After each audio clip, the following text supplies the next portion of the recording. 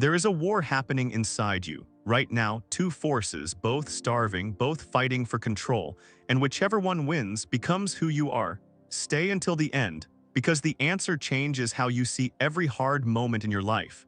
Many years ago, in the hills of the Cherokee Nation, an old grandfather sat by a fire with his grandson. The night was quiet, only the wood cracked in the flames, and the boy noticed something. His grandfather's face looked heavier than usual. "Grandfather," he asked, "why do you look troubled tonight?" The old man stared into the fire for a long moment before he spoke. "There is a fight going on inside me," he said, "a terrible fight between two wolves." The boy leaned closer. "One wolf is evil," the grandfather continued. "He is anger, envy, greed, arrogance, self-pity, resentment. Bitterness that never lets go. He lies to feel powerful, he hurts others, so his own pain feels smaller." The fire popped, the boy said nothing. "The other wolf is good," the old man said. "He is joy, peace, love, humility, kindness, he tells the truth. Even when it costs him something, he forgives, not because people deserve it, but because carrying hatred is heavier than the wound itself." The boy sat with this for a while, then he asked the question every person eventually asks, in one form or another. "Grandfather, which wolf wins?" The old man looked at him and he smiled, just slightly. The way people smile when they already know something the world will spend years teaching you, the one you feed. Now here's the strange part, most people hear this and nod. It sounds wise, it sounds like something you'd frame on a wall, and then they close the tab and go feed the wrong wolf for the rest of the day without even realizing it. Because feeding a wolf doesn't look dramatic, it's not a decision you announce.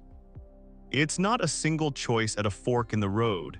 It's smaller than that, and that's exactly why it's dangerous. You feed the angry wolf every time you replay an argument in your head for the 10th time, rehearsing the comeback you never said. You feed him every time you scroll past a stranger's life and feel a little smaller for having your own. You feed him when you let a bad hour turn into a bad day, and a bad day turn into a bad week. Because staying upset is easier than letting go. None of that feels like feeding a wolf. It feels like just being human. That's the trick. He doesn't ask for a dramatic sacrifice. He asks for 5 minutes of your attention. Here, 10 minutes there, a grudge you keep. Because letting go of it feels like losing. The good wolf works the same way, in the other direction. You feed him when you choose to respond instead of react, when you say the kind thing, even though the sharp thing would have felt more satisfying for about 4 seconds. You feed him when you forgive someone who never apologized, not for their sake, but because you're tired of carrying it. You feed him in the boring, unremarkable moments nobody claps for, getting up when the alarm goes off, telling the truth when a lie would have been easier. Staying patient with someone who is testing every ounce of it, on purpose. The old man wasn't just describing two wolves, he was describing two versions of you, and every day, in 100 small ways you barely notice, you're voting for which one gets to run your life. Here's what makes this story worth more than a nice quote.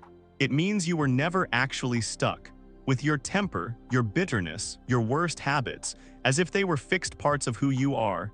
You're not a bad person who occasionally does good things, or a good person who occasionally slips. You're both wolves, permanently, for the rest of your life. The only question that has ever mattered is which one you're feeding today, so if you've been feeding the wrong wolf lately. This isn't the video that tells you to feel guilty about it. It's the one that tells you the fight isn't over. It never is. Every sunrise, both wolves wake up hungry again, and you get to choose again if this fed the right wolf in you today. Even a little, that's exactly why this channel exists. Stay a while, there's another story waiting.